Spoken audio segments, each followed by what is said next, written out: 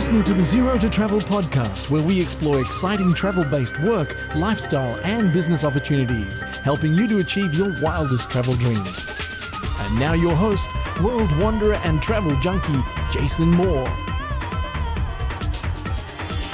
Hey there, it's Jason with ZeroToTravel.com. Welcome to the show, my friend. Thank you so much for hanging out, spending some time with me, letting me bring a little travel into your ears. Once again, this is the show to help you travel the world on your terms, to fill your life with as much travel as you desire, no matter what your situation or experience. This is a community-powered show, and getting a chance to hear from listeners, hear your story, and knowing that this show is making an impact in helping people travel, which I do firmly believe, as you might have guessed, that travel really does make the world a better place and gets people more connected. And I feel when people that want to travel get out there and explore, they come back better people and they do more good. And this is something I've been struggling with lately, because is that good outweighing the bad? And what I mean by the bad is the negative environmental impact of emissions. And I think back to all my years living the nomadic lifestyle and just being an active traveler, how much I'm responsible for makes me feel not so good from an environmental standpoint, but I know I'm not solely responsible for the pollution. That being said, we all need to be more aware of the impact we're having and take responsibility for that and understand with our choices, there are consequences to the environment. And what are we going to do about that? How can we change our actions? How can we change the way we think about travel and make a shift so we as travelers can be conscious and do our part? That's what this show is all about, with my special guest that you'll hear from in just a second. One of the most inspiring dudes I know. This guy's just an incredible guy, the way he lives his life and the things that he's doing as an activist. I've had him on the show twice before. Third time's a charm. And on the back end of this, I am going to share some thoughts on how being a more conscious traveler can actually change the travel experience for the better, I believe, and give my biggest shout out ever. Stick around for that. I'll see you on the other side, my friends.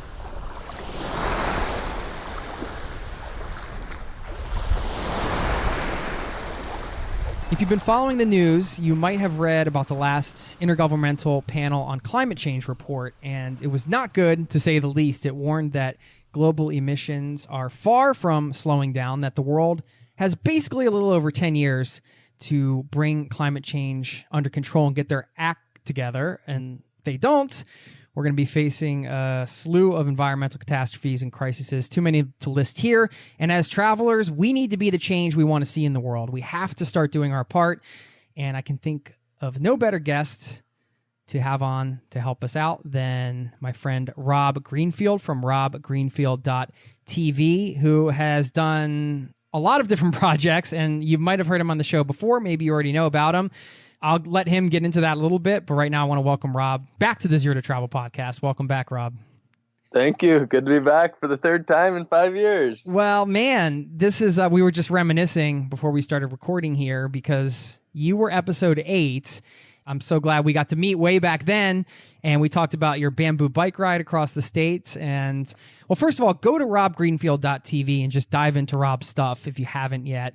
And be sure to follow him on social media, because if you want to be inspired continually by somebody and really learn some things that are going to help you live in a better way and also more environmentally friendly way, Rob's the man. And I listed off from your bio page, Rob, just a few of the things you've been doing recently. You had the food waste fiasco.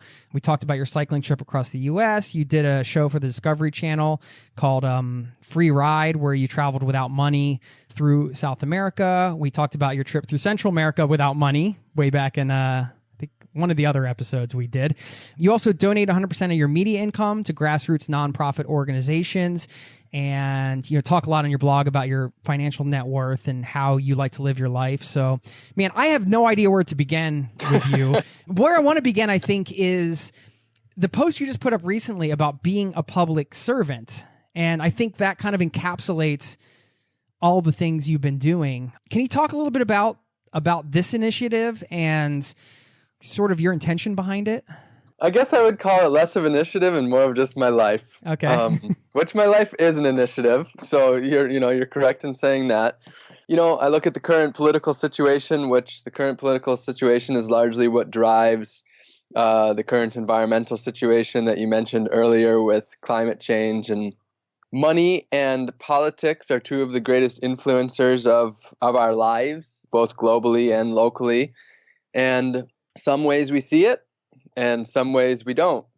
And so for me personally, I like to make sure that I'm working on the roots of the problems that exist in the world. And of course, that's, easier said than done because there are so many problems. But I like to really look at what's going on in the world and say, how can I be a part of the solution locally, but in a way that represents what could be done globally as well. And because money is, the root of so many of our problems, I've taken a very deep look over the last 7 years at how money influences me and how money impacts me and the world.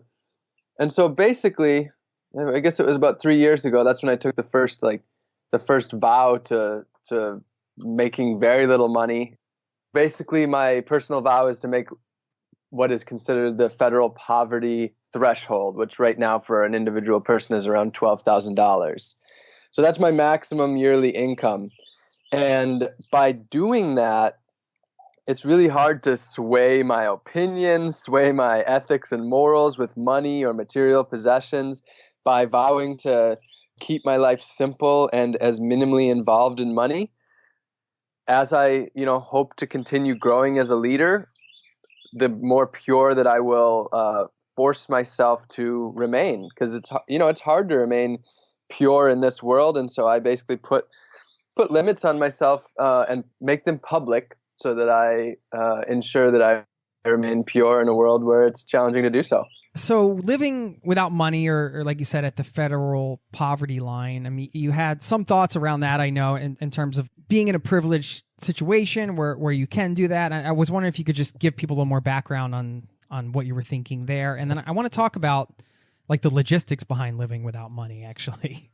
Simple living is something that I can largely do because I am a privileged person and I do have my needs met, where I don't have to worry about, where my next meal is going to come from and how I'm going to pay the bills. And that's the reality of one of the greatest challenges of our time, is that it seems like a vast majority of people are not really able to look at the bigger pictures in life, environmental issues or being able to get out and see the world and gain perspective and more understanding of different cultures, because they're just trying to make the money to get to their next bills. Most people are, month to month. Most people don't have more than 2 months saving. I definitely acknowledge that the fact that I am able to live simply, what some people would call this voluntary simplicity, is because I do have that privilege, but also at the same time because I created it, because I have over the last 7 years dwindled my life down to not having a car, not having any bills, no cell phone, no credit cards, all of those things, which have really allowed me to not be in debt and to be able to focus on what I want to in life, which for me is attempting to use my life to have a positive impact in the world. And the reason that simple living is so important is because our lives are so globalized and so industrialized, it's hard to know how our actions affect the world every time we spend $1. And so the less money that you spend and the less ways that you're involved in the monetary system, generally, the easier it is to understand your impacts and make sure that you have positive impacts rather than negative impacts. But if you have your money going into 200 different places, it's a full-time job to know where that money's actually going, who it's actually supporting, what its actual impact is. But if I'm keeping my money local and I'm spending very minimal, maybe it's only going to 20 or 30 places, that I have the time to understand the actual impacts of. Right. I mean, you can talk about things as simple as going to buy a shirt or something, it's like, okay, well, where was this made? How are the factory conditions? I mean, there's a whole list of things that you can go through, like you said, in every purchase. And if you're buying 20 shirts a year, then you got to, it's time consuming to, 20 different brands, 20 shirts a year and such. But like all my shirts come from one brand that I can trust, and it's simple. The transformation you mentioned, over the last 7 years, you have done all these different projects. We didn't even mention a few of them, like wearing all the trash on the outside of your body that an average American creates every day, which is 4.5 pounds. And you did that for a month. That was another thing. I mean, you got to see this stuff on Rob's site. This has happened over time where you've done these projects and started somewhere. I'm just wondering for you, did you have some kind of awakening like within a moment, or was this like a slow burn for you in terms of the transformation to more simple living and to being more conscious in this way? It was definitely, as you say, a slow burn. At the same time, a ignited, quick slow burn, I guess you could say. It was no moment of enlightenment or overnight awakening. But once I started to really put the pieces of the puzzle together, then I started to move pretty quick. So 2011 is when I ultimately left Wisconsin. I was, I think, around 23, 24 years old. And that's when I left Wisconsin and definitely, set off with my car and all my possessions in my trunk with the intentions of going and living somewhere else and starting a new life, and didn't know where I was going. A couple of months later, I ended up in San Diego, and that's where I ended up living. And it was that year in 2011 that what happened was mainly I started to watch a lot of documentaries and read a lot of books and just started to realize, so many problems in the world. But the real thing was I realized I was a part of all those problems. The food I was eating, the car I was driving, the gas that I was putting into the car, even the water that I was drinking in San Diego was coming from 300 miles across the desert where the Colorado River was now run dry because we sucked all the water out of it. The trash that I was creating, the cheap crap I was buying. And just through these books and documentaries and looking at things online, that's when I just started to realize, okay, my life is not what I thought it was. Companies have really sold me on these ideas. They're not true. I've been lied to. And, I really wanted to change my life. Another thing that I want to say, though, is San Diego did play a role, because being in a place like San Diego, it's not ultra, liberal. It's actually a somewhat conservative town. So it's not like San Francisco. But the thing about it is that people kind of just let you be yourself there. Compared to Wisconsin, where, for example, if you wanted to be a vegetarian or a vegan in Wisconsin, you risk every single meal someone saying, "Where's the beef?" It's a big risk. Out in San Diego, you could be who you wanted, and people really just didn't give you beef for that. They just kind of let you be yourself. And so that was the environment that really helped, made it easier. It could be done in Wisconsin, no question about that, but made it easier for me to, get out of the social stigmas because they weren't pressing me every day, and just really bloom into myself, who myself wanted to be was someone who lived in a way that didn't destroy the very earth that I loved. Well, this is interesting. This is tying big time into one of the main topics I want to cover, which is sustainable travel. And I came across this article on the Washington Post recently. It was called "For the Love of Earth, Stop Traveling." It was written by a Pulitzer Prize winner.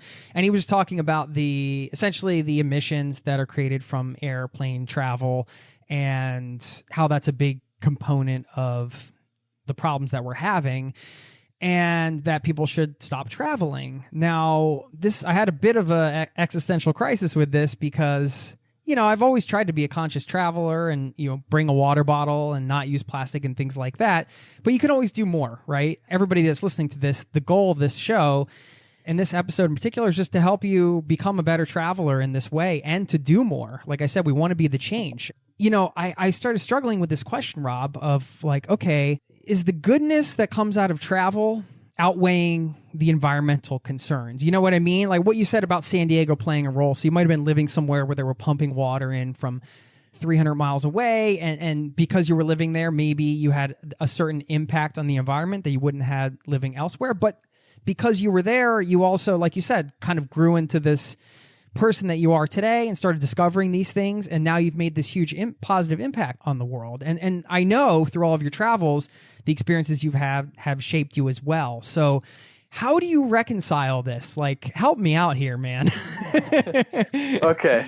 So, that's a typical media story. And the thing that's typical about it is that it takes a very direct black and white stance.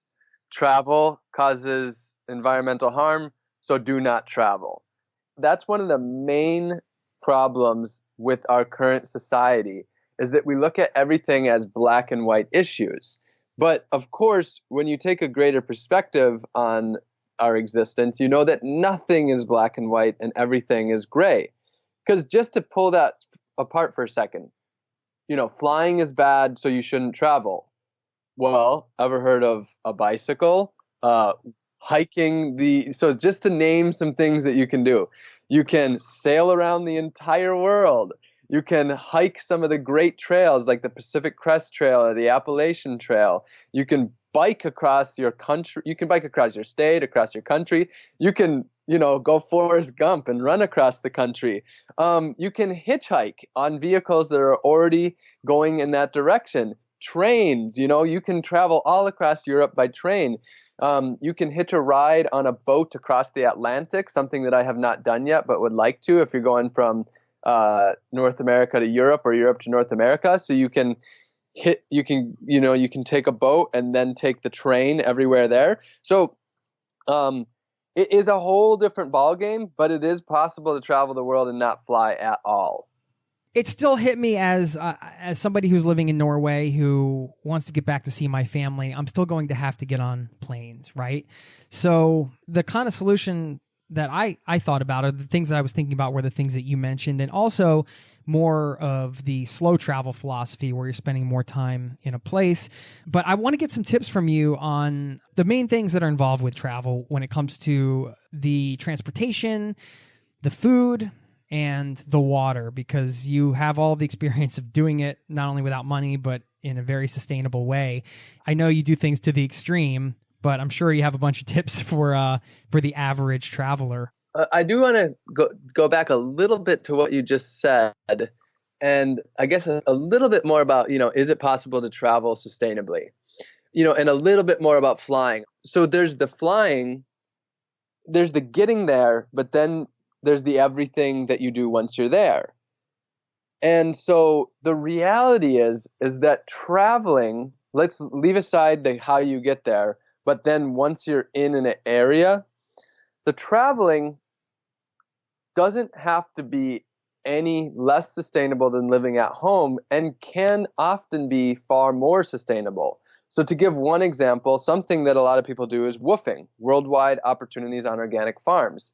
And that's where you stay on organic farms and you learn how to grow food. And basically it's a work exchange. So you work typically 5 hours a day for 5 days, so 25 hours a week. And that includes your lodging and your food. And so when you're woofing, you're typically living a very simple, environmentally friendly life. And what you've often done is you've left behind your apartment where you're, going out to restaurants and driving your car and, living a more consumeristic way, and you're learning to live simply. So there are ways to travel where actually you are living a far more environmentally friendly life. And the other thing is it's about what you do when you get there. So you can be going to the amusement parks and, the Mall of America and, going out on expensive yachts that are burning gas. So you can go and have these lavish travels that do cause far more destruction than you probably would at home. But then there's all sorts of other things. You could be visiting eco-villages.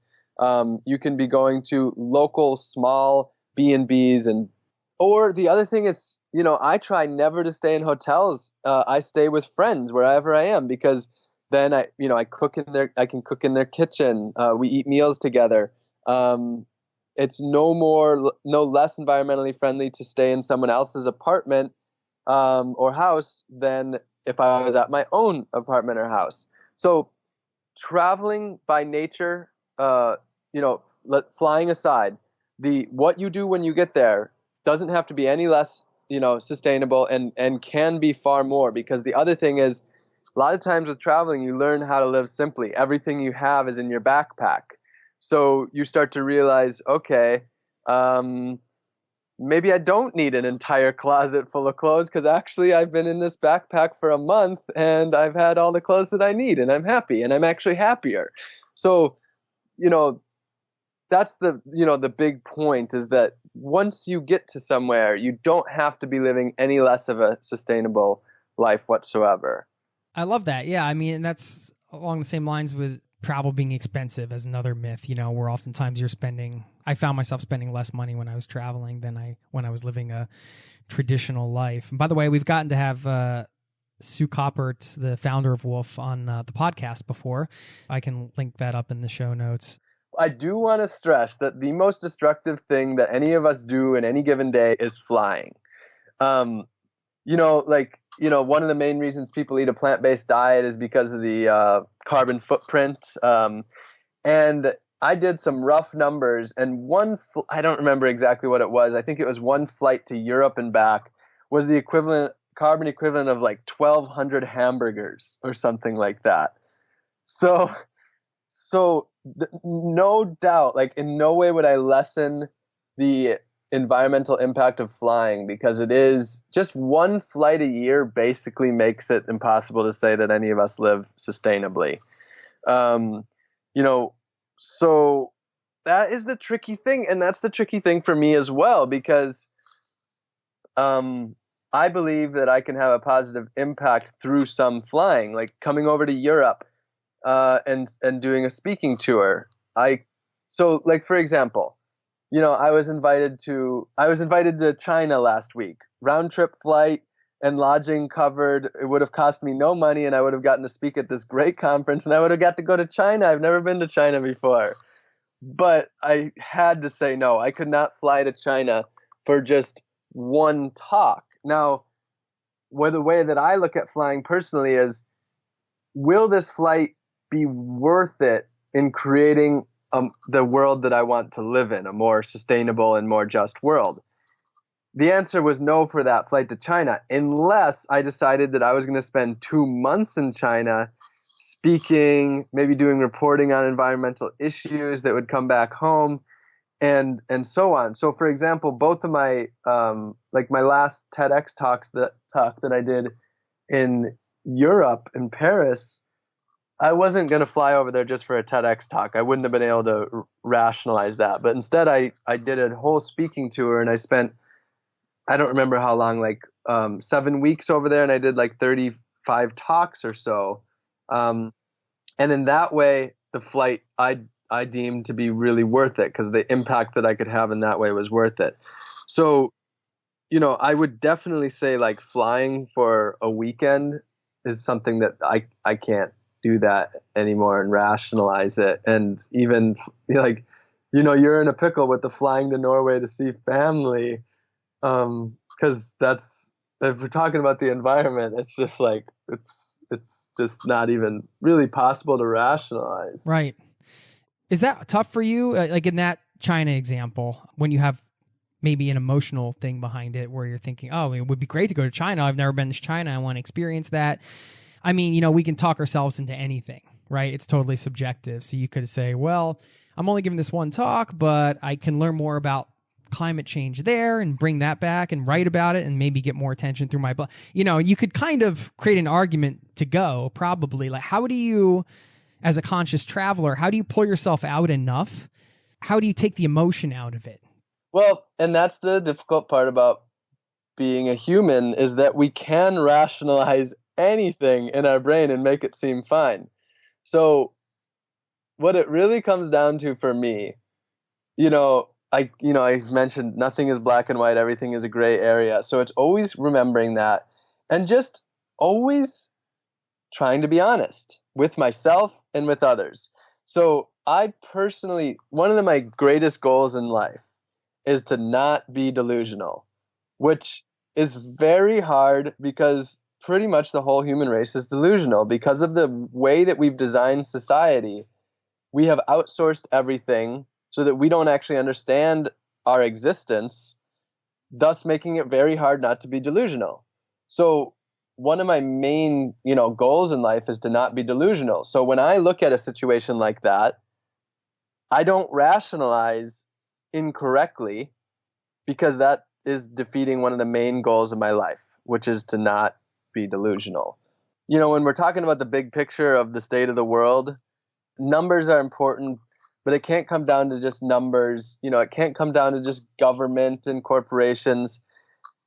It really has to come down to common sense, rational thinking, critical thinking and problem solving, and, ultimately just telling ourselves the truth, being honest with ourselves and being honest with others. And so that's like a big part of life, is just trying to live in a way where you're in alignment with your beliefs. And so for some people, that might mean giving up traveling. I know people who have done that, like Mark Boyle, the moneyless man over in Ireland. He won't get on a plane ever again. And that's, he's an example. And he doesn't even use electronics anymore. So he wouldn't even do this podcast with you, even though he'd be great.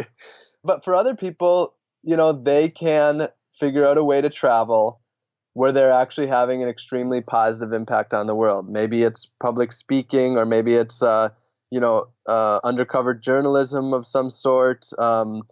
Maybe it is by producing documentaries on environmental issues that are really important. So, for people that really want to get down into the nitty gritty of it and travel for a deep purpose, there is a way to do it in our time, and have a worthwhile impact. The other option is you just travel and you don't care that you're having an impact, a negative impact. And that's, you can do that too, but just be honest about it. That's one of the other big things, is just be truthful. If you know that you're destroying the world, just say, I'm destroying the world.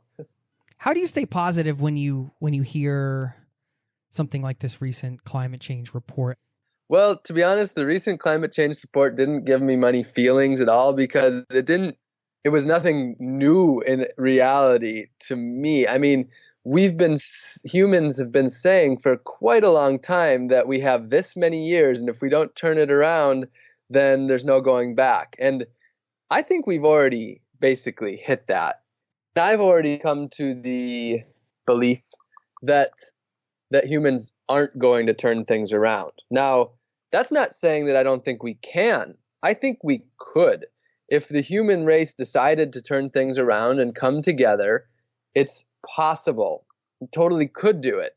Now, but do I think we will? I don't, and I haven't thought for quite a while. Now, yeah, money and influence and greed and people not doing things for the right reason, but for power. And also there's just the logistics, pulling this or turning this around. 7 billion people, 200 nations, what we call nations. Of course, those are just, lines that we've created and such. To pull that all together would just be the most insanely incredible, amazing thing. And again, I think it's possible, but to pull it actually off, I don't think we will. Now, the thing is, a lot of people would say, okay, then what's the point? You think that we're not going to pull it together, so what's the point? Why don't I just travel everywhere I want and pollute all I want and just live this, decadent extravagant life, right? Yeah, why not? If we're all going down the tube anyway. And the reason why is because I believe that life matters now and in the future. I believe that life matters. Okay, let's say hypothetically 300 years from now, the human race goes extinct and we're all gone. But the life that exists now still matters. And the life that exists between now and then still matters. Their feelings, whether they're happy or sad, whether they, living in suffering or living an enjoyable life, whether people's basic needs are met, all of these things do matter now. And so I don't think that I'm going to change the whole world, but I do think that I can increase the quality of life of people and animals around me and set an example that will help others to do that as well. Now, And that's really the way that I look at it. So I can't clean up the entire ocean of plastic, and I don't think that humans ever will. But maybe there's a lake or a river, and I can make sure that that's clean. Come together with my community to make that a beautiful place for us to enjoy and for the other species that live there to enjoy. I can't solve world hunger, but I can make sure that my neighbors have healthy, clean food. And that's the way that I look at it, and that is a life worth living, a dignified life worth living that benefits the people around me, no matter of the future outcome. It's interesting with the money question too, because oftentimes it will take large amounts of money to solve certain problems. So you look at somebody like, Bill Gates and Warren Buffett, and they're giving all their money into this organization to try to solve malaria. So you have that one side of, well, maybe you could say, more money and that can make more impact in that way. And then you have another side where you can be like, well, if I'm not spending money, then I'm also making an impact too, and you're donating all the money. I'm sure you get a lot of opportunities that come across your plate. Do you ever struggle with that? Yeah, and I want to say, I think that billionaires can be impactful, or people living with voluntary simplicity. So there's many different ways of going about affecting positive change. And I think a lot of billionaires could have extremely massive, positive impacts in the world, and some have. So for me, I've chosen the path of trying to live in a way that is as deeply aligned with my morals and beliefs as possible. And I don't remember who said it, but I heard a saying, there is no victimless millionaire, or there is no victimless billionaire. Because the reality is that in this world today, to become that, there's victims typically, whether it's especially humans or that other amount of species. money. Yeah, to get that amount of money. Yeah, it's one thing that, if you're making $30,000, $40,000 a year to support your family or whatever. But if you become a billionaire, it typically means that there's been victims. And usually, in our globalized world, that would mean destroying natural environments, which could mean destroying the homes of other humans, their well-being, whether it's their water or their food source, their forests, or the other species that used to live there. And usually to be a billionaire, it means that a lot of destruction has happened. So for me, I've just decided I'm not causing destruction to do good. And that's why, ultimately I dissolved my business. Maybe that was since last time we talked. It was about 3 years ago. And, in the past, it was I was putting at least 10% of total revenue at least into environmental work. But I thought about it, I was like, well, but that's 90% not. And, the business I was doing, for the most part was not, it was I was trying to do environmentally friendly marketing. But ultimately what I found was that most of it wasn't that environmentally friendly, and that I would be better off spending my time not monetizing my time and trying to make money to do good, but instead basing my life around doing good, which so much good can be done without money. They say vote with your dollar, and that's one way to do it, but not spending is also voting with your dollar, and existing is also voting with your dollar in a comparison manner. And, the reality is that they say money makes the world go around, but that's not true. The world will keep going around without the existence of money. It went around for billions of years without the existence of money. And human beings have the ability to affect change via their actions, via the way they treat people every single day. And that makes the world go around more than money. What is your day-to-day now? What have you been up to the last weeks, let's say? Well, I just finished building this tiny house out of Congrats. 90. Yeah, it's nice. I'm sitting in it right now. It's built out of about 99% repurposed materials, which was really my goal, was to try to build a house out of, almost nothing new, and also really inexpensive. The total cost is around $1,500. And I wanted to show an example for people maybe people who want to travel the world and don't want to be spending all their money on rent and bills. This tiny house is a perfect scenario for that, because by living here, I do a work exchange with the people whose land this is. So I don't have rent, and I don't have any bills because I live, really simply. And that for me, when I first started traveling the world, this was my way of being able to travel, was by decreasing the number of ways that I had to spend money, the more money I had to be able to go out and see the world, which you mentioned it earlier. I mean, seeing the world is definitely a big part of shaping who I am and shaping so many people, because when you see that there's hundreds of other cultures out there and hundreds of other ways of doing things, what you realize is the Western way, whether it's the American way or the Western European way of doing things, isn't the normal way. It's just what we're surrounded by. And once you realize that, oh, this is all a delusion, what we call normal is just the way we do things. And in no way is it normal. And in reality, if you live in a Western society, it's not normal. We are the extreme ones. The United States has 5% of the world's population and uses 25% of the world's resources. That, by definition, is extreme. The Americans are the extremists, you could say, in the way that we carry out our lives. And so once you get out of your country and you experience this, you just wake up. And that's one of the most important things, is that mind shift. More important than, almost any action is shifting your entire way of thinking. And traveling is, such an important role in doing that. And you mentioned well, what is the benefit of traveling? Can you offset it? And that's that area that's totally gray. It's not black and white. Is that flight over to, immerse in other cultures going to be worth it?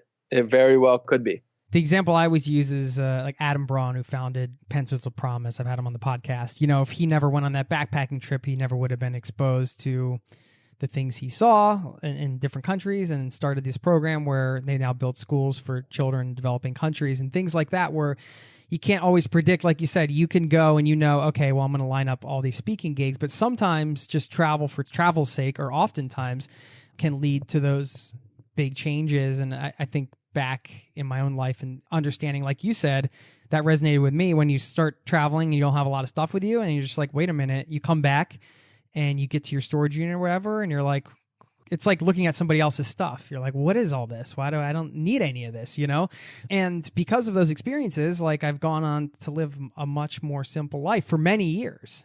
But I couldn't have predicted that in the beginning until I had the experience. It's tricky, but the big thing to come out of this is, like you said, just a hyper awareness around the flights that you're taking. That's the biggest impact. So just being more aware, and then combining that with, I guess, maybe more purposeful travel, or what can you do actively on your travels to make a difference? Yeah, I totally agree. Being really aware of the flights, and then, if this is something that you care about and this conversation is resonating with you, then basing your travel around being really well thought out, and being in a way that is having a positive impact and shaping you into being the change maker, or the conscious person that you want to be.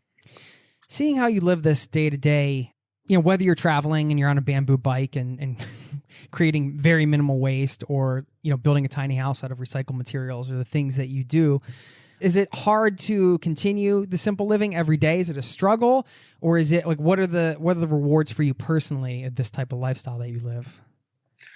Well, yeah, I mean, one of the main rewards of living simply is it allows me to do what I want. And that's what I want to do, is I want to do what I want while I'm alive, not work some job droning away that I don't really like. I don't want to be living what somebody else wants me to be living. I really just want to live a life that I feel really good about, where, when I die, I can say that was a life well lived, and not say, okay, well, I have to work for the next 20 years so that when I die, I can ultimately say that was a life well lived, because I could die tomorrow. So living in the present. And so that's really what, a big part of this for me, what's worked with simple living, is it has afforded me the ability to really live the life that I want, which is, traveling is a big part of that. Seeing places, immersing in other cultures, learning from different people's ways of doing things, immersing in the natural world of different biomes.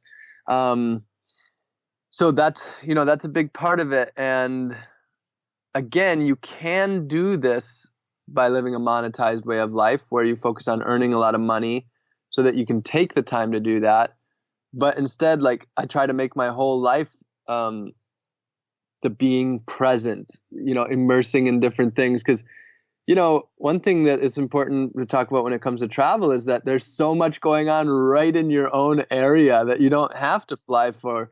If you're in Chicago, or if you're in any of these big cities, New York City, Chicago, Los Angeles, there are different cultures existing in community that you can go and learn from. I mean, for me, like living in San Diego, I took African dance classes, and that was amazing. I mean, I felt a little bit like I was in Africa sometimes when I was taking classes like that.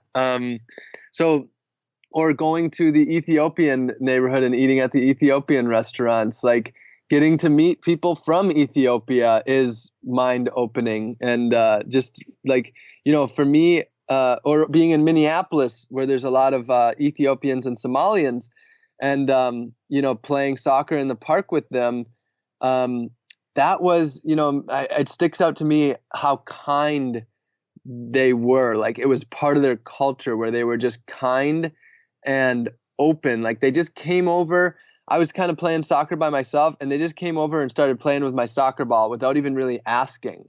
And what that was the community mindset where we share. And it was so much a part of their way of life that it wasn't even like asking. It was just, now all of a sudden we're playing together. And that all was without leaving the United States. So that's another thing, is that in your own backyard, there are ways to shift your perspective and to wake up by immersing in different cultures. You mentioned how dramatically different the U.S. is in terms of consumption, and especially related to how you live. Do you feel at home in the U.S., or do you feel like a stranger in a strange land in some way, or how does that feel for you? The United States is definitely my country, actually. I feel so at home when I get back. Every time I leave, and I'm always ready to get back to the United States, and I'm always excited. And I feel at home here, even though, I go against the grain of American society. The thing is, this is where I feel purposeful, because the United States is the one causing the most destruction to the world. And, my purpose in life is really trying to change that the little bit that I can. You're in the right place. I'm in the right place. Most of the roots of the world's problems, I believe, come from the tentacles of American life and American consumerism. So this is the place for me to be.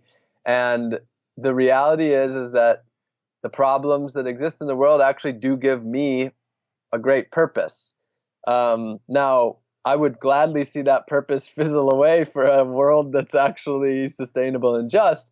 But in the current world that we live in, that does indeed give me great purpose. Why did you pick Florida? Because you're living in Florida right now, right? Did you choose Florida for a specific reason, or? Well, so some of that is a matter of just, living the life I want, which is I want to live somewhere warm.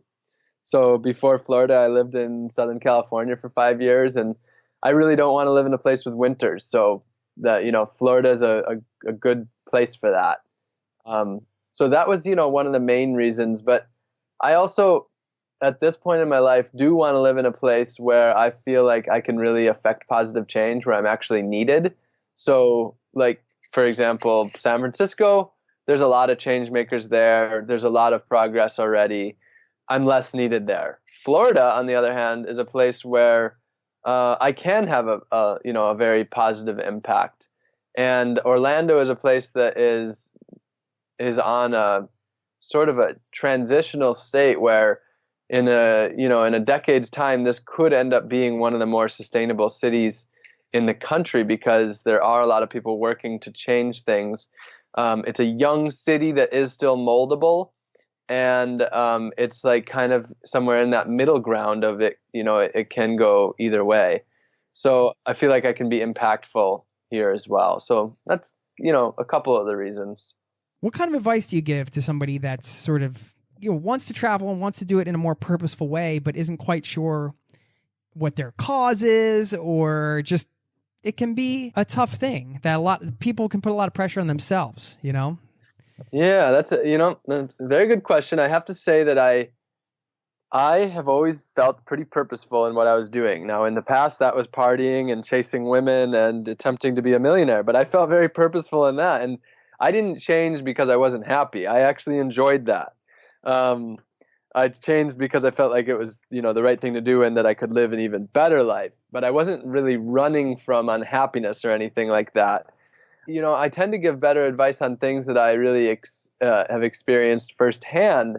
And I don't recall ever feeling that, like, what should I do? I don't feel a purpose, a passion. But one thing that I can say is, I would say, don't try to force a purpose or a passion, and instead just ask, what do you love doing? Do you love working with children? Do you love hiking? Do you love spending time outside? Do you love organizing people? And so what I would say is, what is it that is there something that drives you, whether that's like a bigger something that you recognize as a bigger thing, like, maybe you recognize a bigger thing as like running for office. But don't think about the bigger thing and just think about what drives you in life and what do you feel excited about? When do you feel your best? And try to look at it from that perspective and then ask, okay, now is there a way that I tie that into having a positive impact and making the change that I want to? So for me, I was always an adventurer. I always loved extreme adventures. And so when I first got started, it was more focused on the adventure aspect, and the selfishness of, loving adventures. I was very inspired by Bear Grylls back in the day, as an example, survivalist, adventure type stuff. And so I started out kind of that way because basically I've always been an entertainer. Like, that's the reality. I was the class clown in high school. So you could say that was my passion, entertaining, getting people's attention has always been a thing that I've enjoyed doing. I've always enjoyed, getting people's attention. That's a reality of my personality. And so it came down to, okay, I like to, get people's attention and get them thinking about things. I like to go on adventures. So, I'm an entertainer, I'm an adventurer. And then ultimately, I was at the same time wanting to live more sustainably and inspire more people to live more sustainably. And I kind of combined all three into environmental adventures that were attention grabbing. A lot of them were kind of stunt-like or are stunt-like. And so I don't get burned out generally because I'm doing what I want to be doing, and I am meeting my personal desires as a human being. But then the thing that happened is that over time, that's when I've been able to morph it more into the altruistic way of doing things, more into the mission-driven aspect, because I've just continued to do this. But it didn't start out it started out more about me, and then shifted away from that as I found my purpose and my passion more deeply. And I also do want to say, I mentioned the word altruism, but I definitely want to say I'm not altruistic, because altruism is doing something for others that benefits you in no way. But the thing I found is that by helping others, I help myself, because the more I give to others, the happier that I am. And the more that I, build a life around giving to others, the more people want to support me. And so the more that I do this, the more that I gain. I'm more purposeful, more passionate, more healthy, more happy. People like me. All of these things come from living this lifestyle. And so, you don't have to be altruistic, because, doing good is one of the greatest goods you can do to yourself. Yeah, I mean, that's important too. You should be having a good time with your own life, right? Yeah, I want to have a good life. There's no question about that. So how can you have a good life? and make a good life around you too. Who are some of your heroes? Jack Johnson, the musician, he's always been a hero of mine. I originally liked him for his music, but, he's one of the most, environmentally focused musicians out there when it comes to using his money to affect positive change. And then also his humbleness. He was called like the world's most humble rock star, I think by Rolling Stone or something like that. And he is. Like I've never met him, but I have multiple friends who have spent time with him, and he's just like any other person. Yet he's one of the, he's just super famous. And I really admire people who can remain humble in times where you could be totally egotistical and unhumble. So he's one person. I'm deeply inspired by some people that aren't alive, like Gandhi and Martin Luther King are people that even though they don't exist today, have definitely shaped my life and inspired me a lot. Winona LaDuke is a Native American activist who I'm reading one of her books right now, and I've been following her for a couple of years, and she really has educated and inspired me a lot.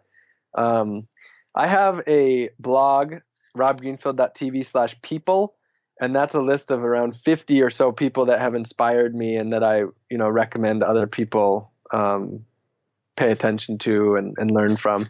Okay, great. Yeah, I was going to hit you up for some resources. It sounds like that post will have some of that as well. And if there's anything missing that you want to mention outside, of course, your own website, stuff that you think is important for people to follow, we should all be interested in this topic. I was going to say that are interested in this topic. This is something everybody needs to be interested in. If you're not, get interested right now. Well, we did talk about the documentaries and the books. So just some resources, the things that helped me. If you go to robgreenfield.tv/films, that's a lot of the films that really inspired me and woke me up and changed me. robgreenfield.tv/books is a lot of the books that I read that really woke me up. And then if you go to /Facebook, /YouTube, /nonprofits, those are different resources of Facebook pages, YouTube channels, nonprofits that I admire and respect. Another page is my timeline of transformation. So when I did wake up, changing one bit at a time, and that's just that /timeline.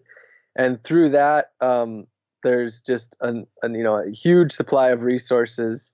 You can click the different links about like why I got rid of my cell phone, why I got rid of my car, my experience of traveling with no money.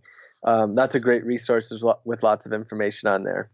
Just go to Rob's website, robgreenfield.tv, and you'll find it all. And be sure to follow him.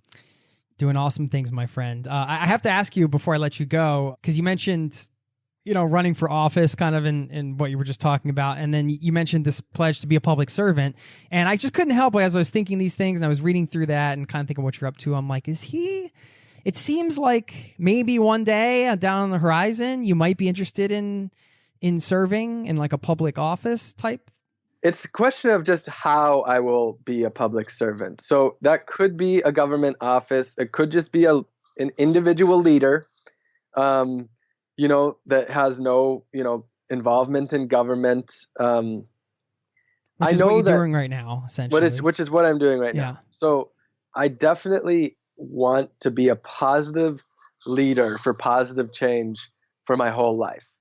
And so whether that ends up being that I decide that government is the way to do that, or that I decide that just being an individual human being with no political ties is the way to do that, or whether that's running a nonprofit, I don't know which way life will take me. But what I do know is that what I'm doing now through that pledge and the other pledges that I've made is setting the foundation to being a person with deep ethics and morals and transparency that I want to have no matter in which way that I am serving the public. And that's really what I'm doing. So it could end up being, some sort of political office, or again, it could be just, totally individual, radical human being just out there, change. I don't know how that will be, but I am creating the foundation to live whichever way it goes within a deep set of morals and ethics that serves the people, which I want to be serving, which is just basically the human race and the other species that we share the earth with. Any like specific actionable thing you can leave us with? We've already talked about how to think about flights and travel and things to consider as you plan your next trips in the upcoming years, which I think is huge and a huge takeaway from this podcast. I just want to make sure if you have anything else, now's the time, my man. Yeah, well, okay. So it does seem that the action is the challenging part for most people. Listening to podcasts, watching documentaries, talking about it, that's all comes a lot easier than actually doing something. And the common theme that I've seen is people don't know where to start. And when they don't know where to start, it results in them doing nothing. So what I say is just start somewhere. Now, that could be getting rid of disposable plastic bags and getting a reusable shopping bag. It could be having a reusable water bottle and not buying plastic bottles anymore. Something very small that you can do today. The thing is, what you don't realize is that action creates more action.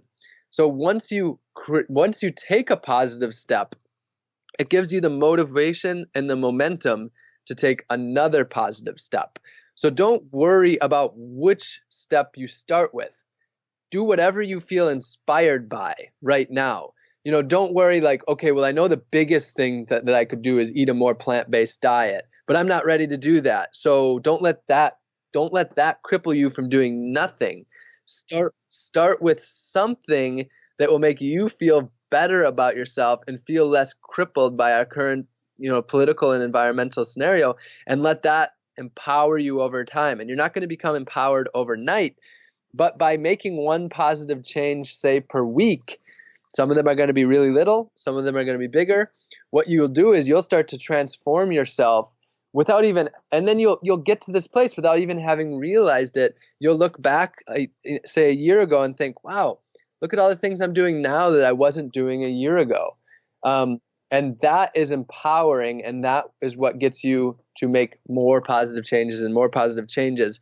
And then those big positive changes that you never thought you could do, then now you've built the foundation to be able to take on those bigger steps because you're more empowered, you're maybe healthier, you're more in alignment with your beliefs and your morals, and that is powerful. So that's what I would say is really just think of one positive change you can make today and then make that, and then continue to make, maybe one per week over time. Thank you so much for just, being part of this podcast so early on when it was just, a few episodes in a feed. And now 5 years later, we get the pleasure of chatting again. And it's been an honor to know you over the last years. And man, we still got to meet up in person somewhere. Sounds like I'm going to have to get to Orlando, but I'm going to have to ride a bike there or something, which is fine because I'm up for that adventure. But I hope we can cross paths soon. And thank you so much for your time. I really appreciate it.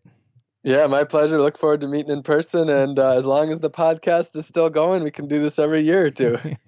Rock on. Sounds good. Thanks, Rob. All right. All right. Thanks. See ya.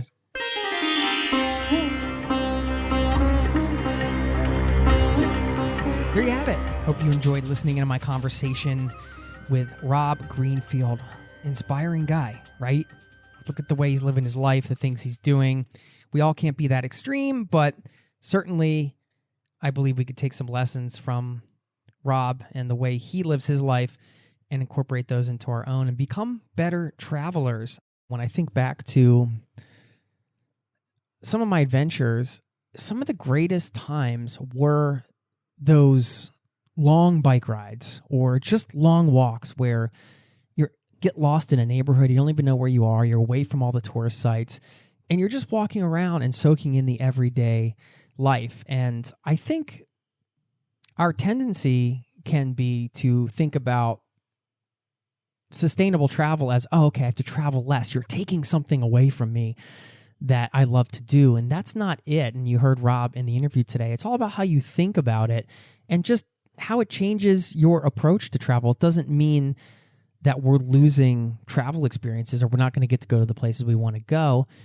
We're just thinking about them in a way that's conscious and maybe doing it a little bit differently. And when you take away certain things. Say you want to cut down on the amount of flights you do and do more overland travel, for example, you might actually be adding more positive travel experiences than subtracting them. I just wanted to point that out, that I think we tend to get a little defensive of our travels. We don't want anybody to take anything from our travel dreams, right?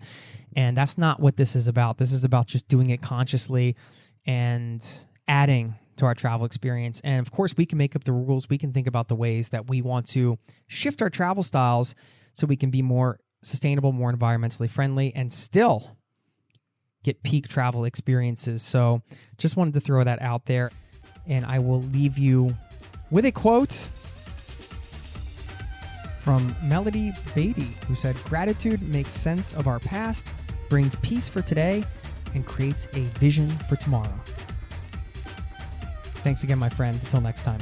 Cheers. This podcast has been brought to you by zerototravel.com. Ideas and advice to make your travel dreams a reality.